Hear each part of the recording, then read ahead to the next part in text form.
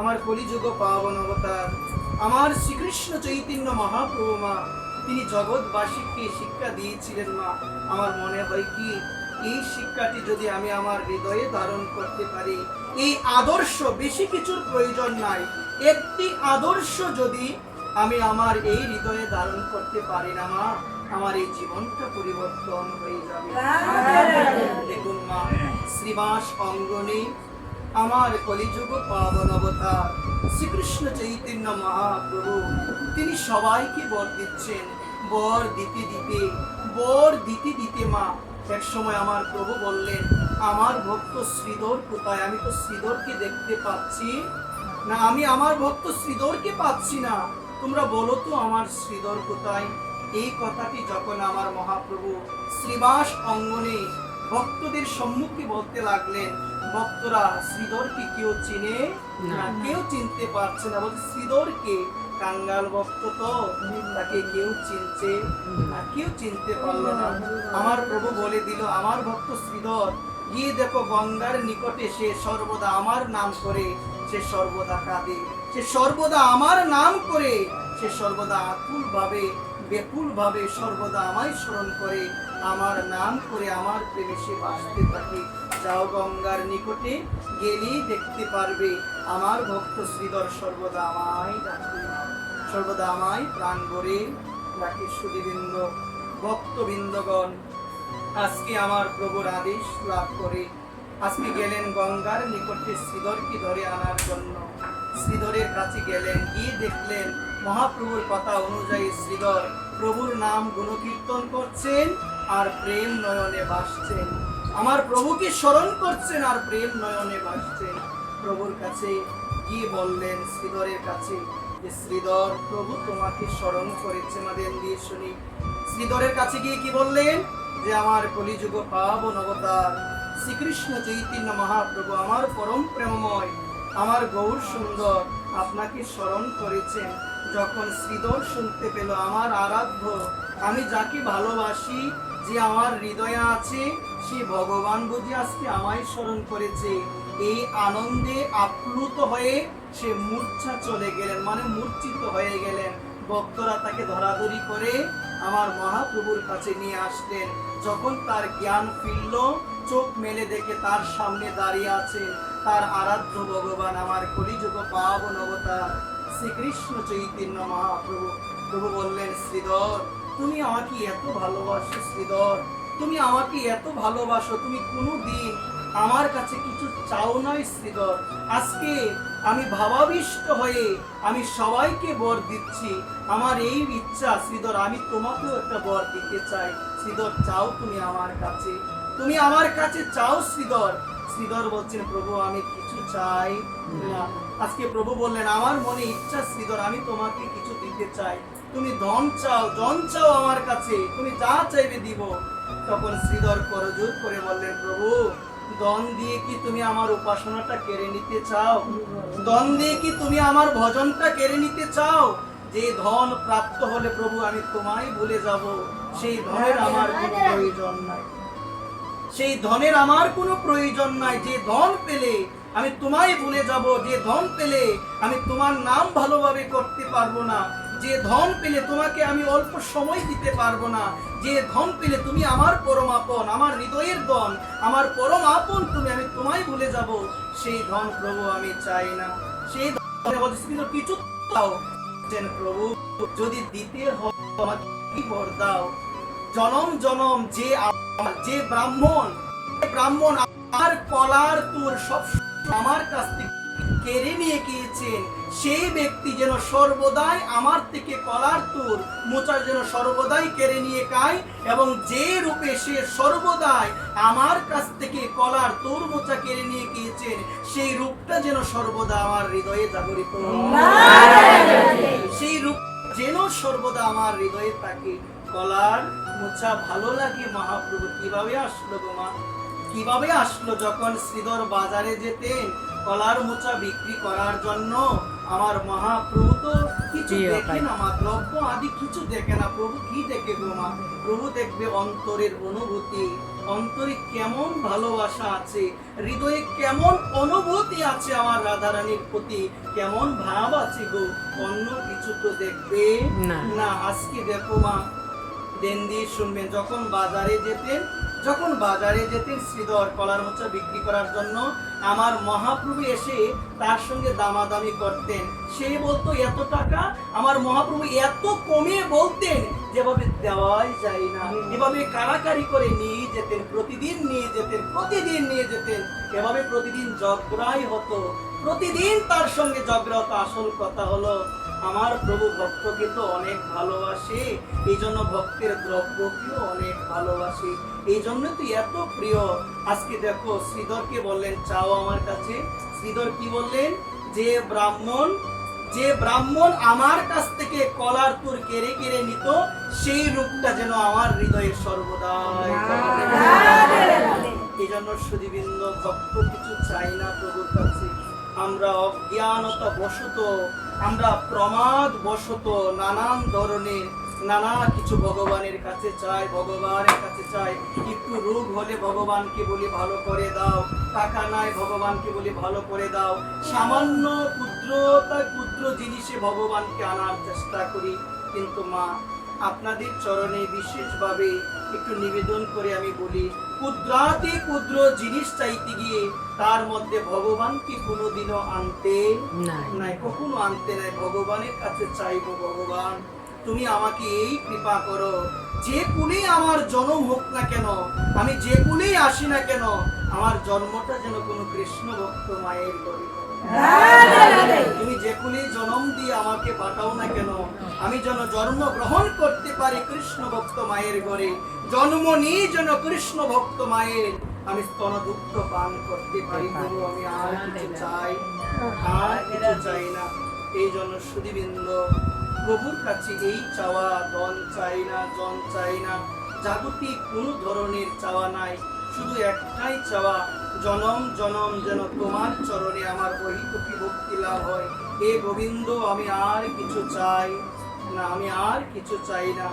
এই জন্য সকল গৌর অনুরাগী, নিতাই অনুরাগী সকল ভক্ত চরণে আমি মন দিয়ে শুনি কথাগুলো। জীবন খুবই ছোট, এর মধ্যে অনেক সময় চলে গিয়েছে, দিন দিয়ে যেন কথাগুলো শুনে, হাসি ঠাট্টা তামাশা এগুলোতে হয়তো বা এখন সময়টা যাচ্ছে, কিন্তু এমন একটা সময় আসবে সেদিন আর কোনো গতি থাকবে না, সেদিন আর আসতে পারবো না, সেদিন আর প্রাণ ভরে কিছু বলতেও পারবো না, আমার সমস্ত কিছু রুদ্ধ হয়ে যাবে। এমন সময় আসবে, এমন সময় সবার জীবনে আসবে, কিন্তু যে জীবনে আমার ভগবানকে ভালোবাসতে পেরেছে, যে জীবনে রাধারানীকে ভালোবাসতে পেরেছে, যে তার চরিত্রকে সংশোধন করতে পেরেছেন ভগবানকে ভালোবেসে, তার ইহকাল পরকাল দুটাই সুন্দর হয়ে যাবে। এই জন্য সুধীবৃন্দ, চঞ্চলতা বর্জন করে ভগবানের কথা শ্রবণ করার আমরা যেন চেষ্টা করি। রাধেশ্যাম, অধিক মনোযোগ না দিয়ে একটু চেষ্টা করব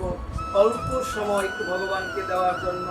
আমি সেদিনও বলেছিলাম, আজকের দিনে যদি কাউকে কষ্ট দিয়ে কথা বলি, যতই ভগবানকে ডাকি না কেন, ওই পাপের কোনো কমা নাই। আপনি মানেন বা না মানেন, আমি মানি বা না মানি, এখন তো আমরা মানতে চাই না, কারণ আমাদের এত পরিমাণ অর্থ হয়ে গিয়েছে, আমরা ভগবানকেও মানতে চাই না। এখন তো এমন দশা হয়ে গেল, এত অর্থ হয়ে গেল, এত ধন সম্পদ হয়ে গেল, সাধুকে দেখলো শ্রদ্ধা জানাতে চাই না, প্রণাম দিতে চাই না, হেঁটে মাথা উঁচু করে চলে যায়। একদিন সময় আসবে মা এমন, যেদিন আমার সঙ্গের সাথে আর কেউ হবে না, সেদিন আমি বুঝবো আমার মতো অসহায় জগতে আর কেউ। এখন হয়তো বা অনেক সহায়, টাকা আছে, ঘর বাড়ি ভালো, ব্যাংক ব্যালেন্স অনেক আছে, এখন আমার মনে হয় আমার তো কোনো কিছুর অভাব নাই, কিন্তু ভুলে গেলাম জীবনে একটা জিনিসের অভাব রয়ে গেল, মায়ার দ্বারা প্রভাবিত হয়ে সেই অভাবটাকে এখনো বুঝতে পারলাম না। টাকা আছে আমার মা, আমার অনেক জ্ঞান আছে, অর্থ সম্পদ জায়গা জমি অনেক আছে, কিন্তু হৃদয়ে আমার প্রেম নাই মা, হৃদয়ে আমার ভক্তি নাই। এই অভাব যদি হৃদয়ে থাকে না মা, আমার মনে হয় কি এই জীবনই আমার বৃথা হয়ে যাবে। হয়তো বা বুঝতে পারি না মায়ার জন্য, জ্ঞানকে রেখে রেখেছেন আমরা বুঝতে পারি না। সুধীবৃন্দ, আমি সকল গৌর অনুরাগী, নিতাই অনুরাগী ভক্ত চরণে আমি অধম নিবেদন করে আমি বলবো, এই জন্য আমাদের এই মনুষ্য জীবন দুর্লভ জীবন, এই জীবন আমাদের অতিবাহিত হয়ে যাচ্ছে, আমাদের সব থেকে মূল্যবান সময়গুলোকে সাংসারিক আজে বাজে কথা বলে আমরা অপচয় করছি। এই জন্য মা, যারা যথার্থ জ্ঞানী জন তারা চেষ্টা করে, প্রভু গো তুমি আমাকে কৃপা করে একটি মানব শরীর দিয়ে পাঠালে, কেন পাঠালে প্রভু, কেন পাঠিয়েছেন প্রভু? মা, এই জিজ্ঞাসা থেকে আসে হৃদয়ে। ভগবান তো ইচ্ছে করলে একটা কুকুরের দেহ আমাকে দিতে পারতো কিনা সবাই বলেন? ভগবান সব পারে, সর্বশক্তিমান, একটি বিড়ালের দেহ দিতে পারতো, কিন্তু ভগবান দেয় নাই। ভগবান এমন একটি দেহ দিয়েছেন যে দেহটি হলো মানব দেহ। এই মানব দেহ লাভ করে যদি আমি আমার বিবেককে এই প্রশ্ন নাই করতে পারি, কি জন্য আসলাম, আমার কর্তব্যকে আবার আমি কোথায় চলে যাব, এই প্রশ্ন যদি না জাগে হৃদয়ে, কি জন্য আসলাম, মানুষের সঙ্গে ভালো ব্যবহার করতে পারি না, মানব কুলে জন্ম নিলাম, মানুষের সঙ্গে ভালোভাবে কথা বলতে পারি না, এই ভাগবত পাঠ শুনে যার আচরণ মিষ্ট হয় নাই, বুঝবেন তার এতদিন ধরে ভাগবত পাঠ শোনাই হয় নাই। কিভাবে কথা বলবো মানুষের সঙ্গে? কথা বলতে গেলে মানুষকে আঘাত দিয়ে কথা বলি, ভালোবেসে কথাও বলতে পারি না। এই জন্য সেদিন আমি বলেছিলাম, কোন জীব স্বর্গ থেকে এসেছে, কোন জীব নরক থেকে এসেছে, সেটা বোঝার লক্ষণ শাস্ত্র দিয়েছে। যার আচরণ মিষ্ট হবে, যার স্বভাব সুন্দর হবে, বুঝবেন সেই জীব স্বর্গ থেকে এসেছে। সমাজে এমনও কিছু মানুষ আছে কর্কশ ভাষায় মিষ্টি ভাবে কথাই বলতে পারে না, আছে কিনা গো আমার মনে?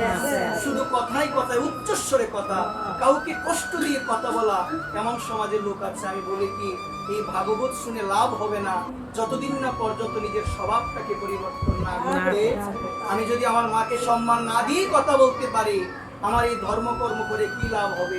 আমি যদি আমার মাকে মা বলে সম্বোধন না করতে পারি, আমি যদি সবাইকে মায়ের দৃষ্টিতে নাই দেখতে পারি, এই ভাগবত পাঠে বসা আমার ব্যর্থ হয়ে যাবে, এখানে বসা আমার ব্যর্থ হয়ে যাবে। এই জন্য সম্মান প্রত্যেককে দিয়ে কথা বলতে হবে, চেষ্টা করবেন যেন আমার জন্য আমার কথাতে কেউ আঘাত না পায়। এই জন্য এই অভিমান ভালো নয়, এত অভিমান ভালো নয়। টাকা হয়েছে, পয়সা হয়েছে, তুমি কি দেখো না তোমার চোখের সামনে কত রাজা কত বাদশা মারা যায়? দেখি কিনা গো মা, চোখের সামনে উপলব্ধিতে আসে না? তুমি কিছু নিতে পারবে না। এই রাজা ছিল এক সময়, এই গড়টা আমার ছিল না, আমার দাদার ছিল, আমার বাবার ছিল, কিন্তু আজকে তারা নাই। এক সময় তারা বলতো এটা আমার গড়, এখন আমি বলি আমার গড়, এক সময় আমিও থাকবো না, আমার ছেলে বলবে এটা আমার গড়। এভাবে এই খেলা চলছে, প্রকৃতির এই খেলা চলছে, কিন্তু বুঝলাম না এই জগৎ আমার আসল ঠিকানা নয়। এই জগতে কেউ থাকতে পারবো না, শুধু অভিনয় করার জন্য। বেদি বলছেন এই পৃথিবী হলো একটা নাট্যমঞ্চ, এবং ওই নাট্যমঞ্চে অভিনয় করার জন্য কেউ স্বামীর রূপ নিয়ে অভিনয় করছে, কেউ আমার মায়ের রূপ নিয়ে অভিনয় করছে, কেউ ছেলে, কেউ মেয়ে, কেউ শাশুড়ির রূপ নিয়ে অভিনয় করছে। যখন অভিনয় শেষ হয়ে যাবে, সমস্ত কিছু শেষ হয়ে যাবে। দেখবেন নাটক করতে গেলে কেউ মা সাজে, কেউ বাবা সাজে, কেউ বোন সাজে, কতক্ষণের জন্য? যতক্ষণ নাটকটা চলবে। যখনই নাটকের সমাপ্তি হয়ে যাবে, সমস্ত সম্পর্কের অবসান হয়ে যাবে। ঠিক তদ্রূপ সুধীবৃন্দ, শাস্ত্র বলছেন সমুদ্রের ফেনা যেমন সমুদ্রে বিষয়, পঞ্চভূতের দেহ তেমনি হয়ে যায় লয়। কেউ নহে পিতা মাতা আত্মীয় স্বজন, সবাই ফেনার মতো তাকে অল্পক্ষণ। চিরদিন কেউ থাকবে না, আমার বাবাও থাকবে না, আমার মাও থাকবে না, আমিও থাকবো না, কেউ থাকবে না, শুধু আমার পরম আপন আমার গোবিন্দই আমার সঙ্গে থাকবে। আর কেউ থাকবে কি মা? কেউ থাকবে না। এই নাট্যমঞ্চ অভিনয় করার জন্য এগুলো পেয়েছি, কিন্তু মা যথার্থ বুদ্ধিমান হলো তারা যারা ভাবে ছেলে ছিল না এক সময়, আমার স্বামী এক সময় ছিল না, যখন আমি চলে যাব না কেউ যাবে না, আমার টাকা পয়সা ঘর বাড়ি দম দৌলত কিছুই যাবে না। কি যাবে? আমার পরম বান্ধব, যিনি আমার পরম বান্ধব, যিনি দীনবন্ধু, যে দীনবন্ধুকে ভুলে আছে, যিনি যাবেন আমার সঙ্গে, তাকেই সারাটা জীবন অবহেলা করলাম, সময় দিতে পারলাম না। আমরা কি দেখি না মা, একটা মানুষ মারা গেলে স্কন্ধে চাপিয়ে শ্মশানে নিয়ে যাওয়া হয়, সেদিন কি সংসারের কোনো কথা বলে তারা? মা বলে কি কেউ? কেউ তো বলে না। কেউ বলে কি জয় টাকার জয়, জয় টাকার জয়? কেউ বলে কি জয় স্বামীর জয়, জয় স্ত্রীর জয়? বলে কি কেউ? কি বলে মা সেদিন? বলো হরি হরি বল। মা এইটা ছাড়া আর কিছু বলে না। সেদিন সবাই সেদিন সবাই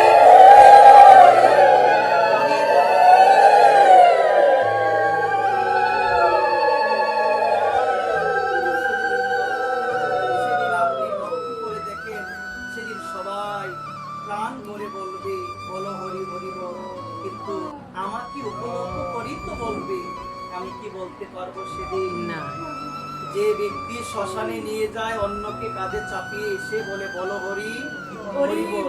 এখানে কথা হচ্ছে মনকে বলছে, ও মন তুমি একবার বলো, এখনো সময় আছে, বলো হরি হরি বল। তুমি কিসের পিছনে সারাটা জীবন দিলে মন? তোমার এই জীবন বৃথা হয়ে যাবে। তোমার এই জীবনের সার বস্তুটাই তুমি গ্রহণ করলে না। তুমি বুঝবে মন, এমন একদিন বুঝবে যেদিন বুঝলেও আর কোনো লাভ হবে না, আর কোনো লাভ হবে না। আমি আমার বৃদ্ধ মায়েদের একটি কথা বেশি শুনি। আমার বৃদ্ধ মায়ের এক সময় তাদের যেহেতু পূর্ণিমা ছিল, অনেক সংসার করেছেন কিনা? আমার সেই সমস্ত মায়েরা আজকে শাশুড়ি হয়েছেন, অনেক বৃদ্ধ হয়েছেন।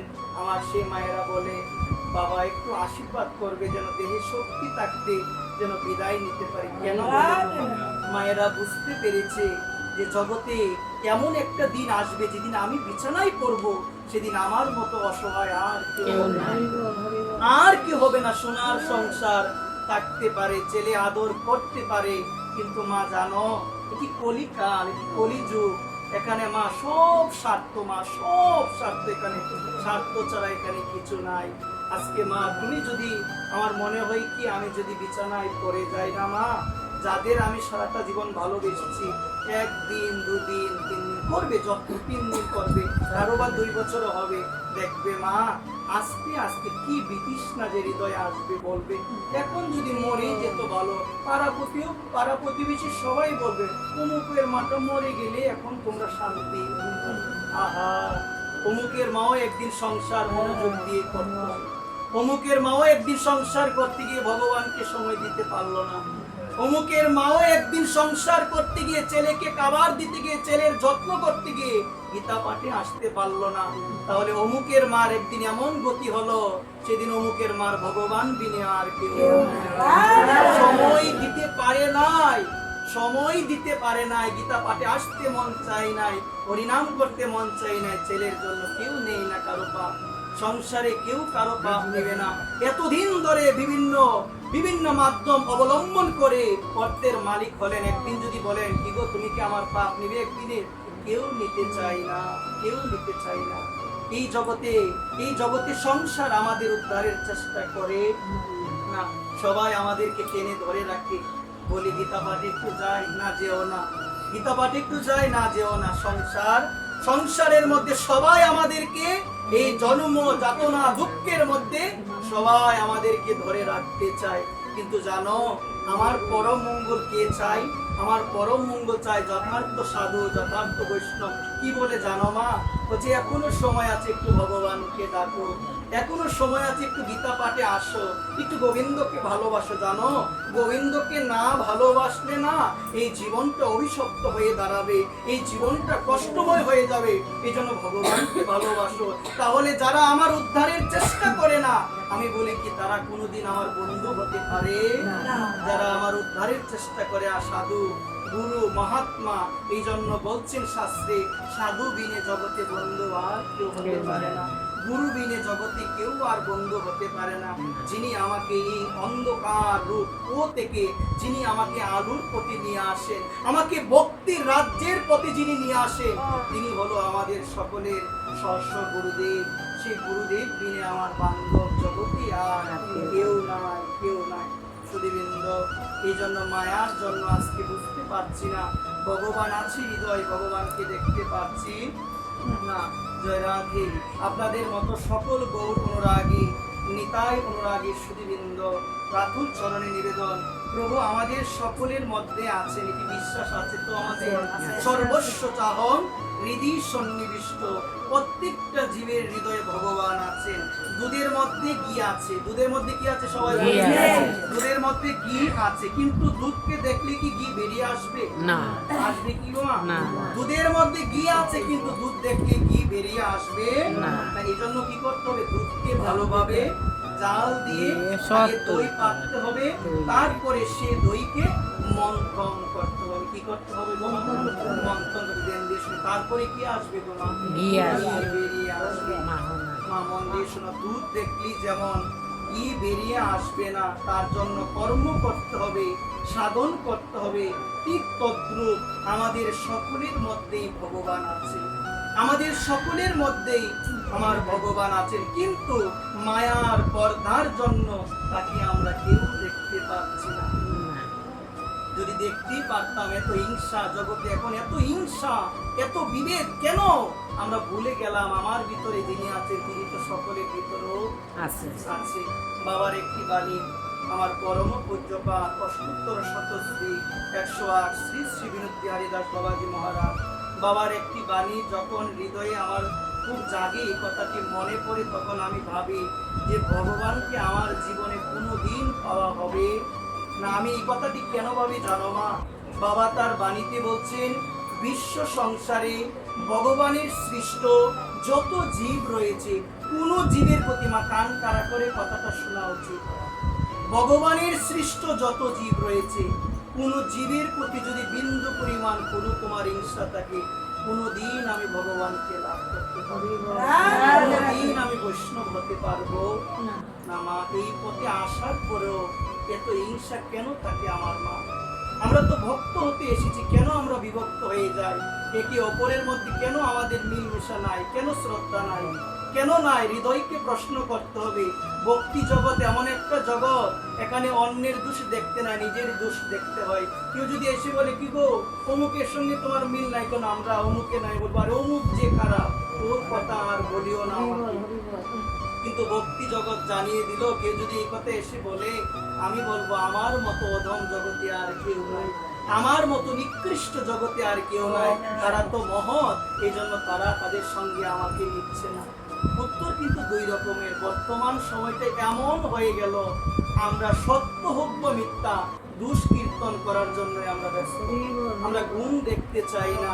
আপনার মধ্যে 999টা ভালো গুণ থাকবে, একটা খারাপ গুণ থাকবেই তো আমরা মায়াবদ্ধ জীব। আমাদের ভুল হবে, ভ্রান্তি হবে, কত কিছু হবে। মায়া এমন ভাবে ধরে রেখেছে আমাদের ভুল ভ্রান্তি আমাদের হবে মা। কিন্তু মা এখানে শোনা উচিত, সংসারের মানুষগুলো এত বৈচিত্র্য মা, এত গুণের মধ্যে তোমার একটা দোষ খুঁজে বের করবে, এত বিচিত্র আমরা। কিন্তু ভগবান কি বলবে জানো? সারা জীবন কোনোদিন আমাকে ডাকে নাই, কিন্তু জীবনের অন্তিম সময়ে এসে একবার তো বলেছে, নিতাই আমি তোমার হলাম। ভগবান আমাকে সব করে দিবে। এই জন্যই তো বলছে, জগৎ যারে ঠেলে ফেলে নিতাই তারে কুলে তুলে, নিতাই তাকে কুলে তুলে নেবে। জগতের সবাই তোমাকে লাল কার্ড দিয়ে দিবে, জগতের সবাই তোমাকে খারাপ নামে আখ্যায়িত করে দিবে, কিন্তু আমাকে জগতের সবাই দূরে সরিয়ে দিল। আমি বুঝতে পারলাম যে নিতাই তুমি বিনে আমার আর কেউ নাই। যদি নিতাইয়ের কাছে গিয়ে আমার মতো এমন পাপীও যদি একবার বলি, হ্যাঁ নিতাই আমি তোমার হলাম, শাস্ত্র বলছেন জগৎ যারে ঠেলে ফেলে নিতাই তারে কুলে তুলে। এমন দয়ালু কোন যুগে ছিল কি মা? কোন যুগেই ছিল না। তিনি হলো আমার পরম দয়াল, আমার পতিত পাবন শ্রী নিতাই চাঁদ। এই জন্য দিন অন্তে মা একবার যদি আমরা বলি, নিতাই হ্যাঁ গো তুমি বিনে জগতে আমার আর কেউ নাই, যদি একবারও বলি হ্যাঁ নিতাই হ্যাঁ গো আমি তোমার হলাম, আর কিছু নিতাই দেখবে দিন অন্তে। কি আমাদের বিশেষভাবে আমাদের বলা উচিত। আজকে মায়ার পর্দার জন্য আমরা ভগবানকে দেখতে পাচ্ছি না। একমাত্র গুরুদেব আমাদের সেই মায়ার পর্দাকে চিহ্ন করতে পারে। কে পারে গো মা? মায়ার ওই পর্দাকে একমাত্র চিহ্ন করতে পারে শ্রী গুরুদেব। কিভাবে চিহ্ন করবেন গো মা? কিভাবে চিহ্ন করবেন? গুরুদেব যে মন্ত্র প্রদান করেন সেই মন্ত্ররূপী যন্ত্রের দ্বারা মন্থন ক্রিয়ার সাহায্যে আমরা যে প্রভুর রূপ, আমরা যে প্রভুরই অংশ, সেটা আমরা বুঝতে পারবো, নিজের স্বরূপকে জানতে পারবো যে আমি আসলে কে, আমার জন্ম কেন হয়েছে, ভগবান কেন পাঠালেন, কি উদ্দেশ্যে পাঠালেন। আমি তখনই বুঝতে পারবো যখন যথার্থ সদ্গুরুদেবের কৃপা আমার উপরে বর্ষিত হবে। আমি কে, আমি কে, আমি কে। এটি যদি আমাকে জিজ্ঞাসা করে যে আমি আসলে কে, আমি কি বলবো? মা, আমি চয়ন রায়, আমার বাড়ি চাতলপাড়, আমার বাবার নাম অমুক রায়, মায়ের নাম তমুক রায়। এটি কি আমাদের আসল পরিচয়? এই পরিচয় নিয়ে সর্বদা থাকতে পারবো এখানে? কেউ থাকতে পারবো না। মা, জেনে যাও। এই জন্য আমাদের নিম্বাক আচার্য পরম পূজনীয় শ্রী রাস বিহারী কাটিয়া বাবাজি মহারাজ, উনি বলছেন জগতে জগতে আমরা সবাই হলাম বারাটিয়া। আমরা বারাটিয়া কাকে বলি? যার জায়গা নাই, যে অন্যের বাড়িতে ভাড়া নিয়ে থাকে, বলিতে সে বারাটিয়া। কিন্তু রাস বিহারী কাটিয়া বাবাজি মহারাজ নিম্বাক আচার্য, উনি জগৎবাসীকে ডাক দিয়ে বললেন, মা, জগতে আমরা সবাই বারাটিয়া, প্রকৃত প্রদত্ত দেহ নিয়ে আছি। যেদিন প্রকৃতির ইচ্ছা হবে গাল ধাক্কা দিয়ে জগৎ থেকে বিতাড়িত করে দেবে। কেউ থাকতে পারবো না, যেতে হবে আসল ঠিকানায়। সেই আসল ঠিকানা কি? যারা গীতা আমরা পড়ি তারা বুঝতে পারবো, যারা আমরা গীতার কথা শুনি না, বুঝি না, আমরা বলতেই পারবো না আমাদের আসল ঠিকানা কোথায়। আমি যদি আমার মায়েদের চরণে প্রশ্নটি নিবেদন করি, মা, আমাদের আসল ঠিকানা কি? আমরা কি বলবো? একজন বলে নাও, আমাদের আসল ঠিকানা কি? আওয়াজ নাই। আসল ঠিকানা কি? এতদিনের পাঠ হয়, এতদিনের কীর্তন হয়, যদি এটি না বলতে পারে আমার মনে হয় কি শোনা হচ্ছে না ভালোভাবে। আমাদের আসল ঠিকানা হলো ভগবত ধাম। আমি বারংবার একই কথা বলি, এই জন্য যেন একটু মনে রাখতে পারি। আমাদের আসল ঠিকানা হলো ভগবত ধাম। ভগবত ধামে গেলে আর এই জগতে আসতে হবে না। ভগবান গীতায় বলছেন, এই অর্জুন, ব্রহ্ম ভুবানো লোকা পুনরাবর্তিন অর্জুন মাম উপেত্তত কুন্তিও পুনর্জন্ম নবিদ্যতে। হে অর্জুন, এই লোক থেকে ব্রহ্মলোকে যাও, স্বর্গলোকে যাও, আমার তোমাকে দুঃখের কারাগারে আসতে হবে। কিন্তু হে অর্জুন, যে আমাকে লাভ করতে পারে এই জগৎ দুঃখময় সংসারে, তাকে আর কোনোদিন আসতে হবে না, আর কোনোদিন আসতে হবে না। হে সুধীবৃন্দ, আমাদের জীবনের এই উদ্দেশ্য হলো আমাদের প্রকৃত গন্তব্যস্থল। আমরা যেন ভগবত ধামে যেতে পারি। ভগবত ধামে যদি যেতে চাই, ভগবান বলছেন তোমরা আমাকে ভালোবাসো। ভগবান কি বলছে? সবাই বলি আমরা, ভগবান বলছেন তোমরা আমাকে ভালোবাসো, তোমাদের মনপ্রাণ আমার চরণে নিবেদন করে। যেন সুধীবৃন্দ, আপনাদের চরণে নিবেদন, শ্রবণং কীর্তনং বিষ্ণু শরণং পাদ সেবনম অর্চনং বন্দনম দস্যু সত্য আত্মনিবেদনম। এই শ্রবণ করতে করতে, কীর্তন করতে করতে আমাদের এই হৃদয় শুদ্ধ হবে। এই হৃদয় শুদ্ধ হলে এই হৃদয়ে কৃষ্ণ প্রেম, কৃষ্ণ ভক্তি আসবে, যার মাধ্যমে আমি আমার সেই চরণ, যেই চরণকে এতদিন ভুলেছিলাম, সেই চরণকে আমি আবার লাভ করতে পারবো। এই জন্য সুধীবর ভক্তবৃন্দ, আপনাদের মতো সকল গৌর অনুরাগী ভক্ত চরণে নিবেদন করে বলবো, জীবনে বিশ্বাসটি আমাদের থাকা চাই। আর মা, একটি কথা আমার হৃদয়ে খুব জাগে। অনেক মায়েরা আমাকে প্রশ্ন করে বা বিশেষভাবে কথাটি বলে, বাবা, জগতে যারা ধর্ম কর্ম করে, যারা ভগবানকে ভালোবাসে, ভগবানকে মনপ্রাণ সমর্পণ করে, তাদের এত আঘাত, তাদের এত কষ্ট কেন? যে ভগবানকে ডাকে না, কোনোদিন একটু প্রণাম নাই, ভক্তি নাই, উত্তর উত্তর সব বৃদ্ধি, দম বৃদ্ধি হয়, এত কিছু বৃদ্ধি হয়, হয় না মা? হয় মা। এই প্রশ্নটি আসল কথা আমাদের সবার হৃদয়ে জাগে, এমন কেন হয়? আমরা মহাভারত দেখতে পেয়েছিলাম, পঞ্চ পাণ্ডব তারা তো আমার ভগবানকে আশ্রয় করে রয়েছিল, কিন্তু সারাটা জীবনই তাদের বিপদ ছিল। আর এদিকে দুর্যোধন, ধর্ম নাই, সত্যতা নাই, কোনো ধরনের আচরণ নাই, কিছু নাই, শুধু সর্বদা সাধুগুরু বৈষ্ণবের অপমান, ভগবানকে অপমান। দেখলাম জীবনে সারাটা জীবন তার উত্তর বৃদ্ধি পেয়েছে। কিন্তু মা, একটি কথা হৃদয়ে আমাদের ধারণ করা প্রয়োজন, জীবনে যে ধর্মের আশ্রয় নিয়ে থাকে, এটি আমার কথা নয়, গীতার একদম শেষের কথা। সঞ্জয়